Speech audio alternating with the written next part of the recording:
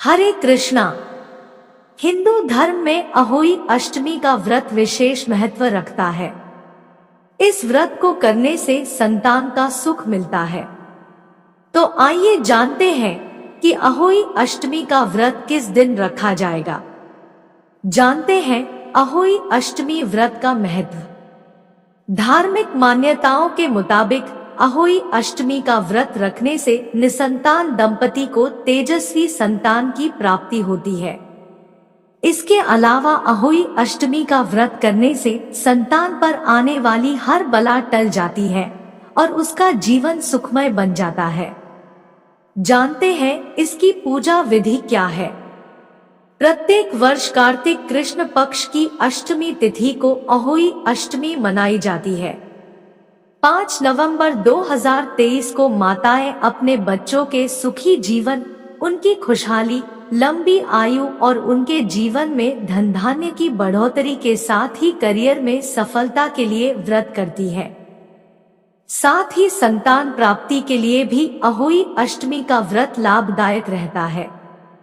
5 नवंबर को अहोई माता की पूजा की जाती है। पूरा दिन व्रत करने के बाद शाम के समय तारों को अर्घ्य देकर व्रत का पारण किया जाता है। कुछ लोग अपनी मान्यताओं के अनुसार चंद्रमा को अर्घ्य देकर भी व्रत खोलते हैं। तो उनके लिए बता दें कि 5 नवंबर को रात चंद्रोदय का समय रात 11:45 पर है। जानते हैं अहोई अष्टमी पूजा विधि।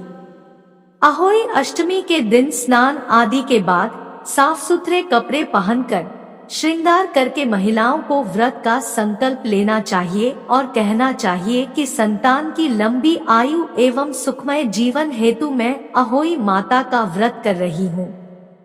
अहोई माता मेरी संतान को दीर्घायु, स्वस्थ एवं सुखी रखें। फिर पूजा के लिए घर की उत्तर पूर्व दिशा को अच्छे से साफ करके वहां पर गीला कपड़ा मारकर लकड़ी की चौकी बिछाएं और उस पर एक लाल कपड़ा बिछाएं। अब उस पर अहोई माता की तस्वीर रखिए। बाजार में अहोई माता की पूजा के लिए कैलेंडर भी मिलते हैं। कुछ लोग दीवार पर गेरू से भी अहोई माता का चित्र बनाते हैं। इस चित्र में अहोई माता, सूरज, तारे, बच्चे, पशु आदि के चित्र बने होते हैं। बहुत सी महिलाएं चांदी की अहोई भी बनवाती हैं, जिसे चांदी की गोलियों के साथ पिरोकर पूजा के समय गले में पहना जाता है।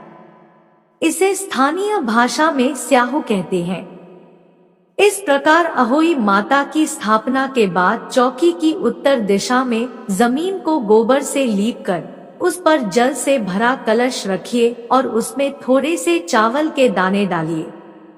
अब कलश पर कलावा बांधिए और रोली का टीका लगाइए। इसके बाद अहोई माता को रोली चावल का टीका लगाइए और फिर भोग लगाइए। भोग के लिए 8 पूड़ियां या 8 मीठे पूड़े रखे जाते हैं। 8 की संख्या में होने के कारण इसे अठवारी भी कहते हैं। इसके साथ ही देवी माँ के सामने चावल से भरी एक कटोरी, मूली और सिंघाड़े भी रखे जाते हैं। अब दीपक जलाकर देवी माँ की आरती करें और फिर अहोई माता की कथा का पाठ करें। कथा सुनते समय अपने दाहिने हाथ में थोड़े से चावल के दाने रखने चाहिए और कथा संपूर्ण होने के बाद उन चावल के दानों को अपनी साड़ी या चुनरी के पल्ले में गांठ लगाकर बांध ले। अब शाम के समय इन्हीं चावलों को लेकर कलश में रखे जल से अपनी मान्यता अनुसार तारों या चंद्रमा को अर्घ्य दे। बाकी पूजा में रखी सारी चीजों को चावल से भरी कटोरी, मूली, सिंघाड़े, मीठे पूड़े या पूरी का प्रसाद आदि ब्राह्मण के घर दान कर दे। अहोई माता की तस्वीर के संदर्भ में ऐसी मान्यता है कि इसे दिवाली तक लगाए रखना चाहिए।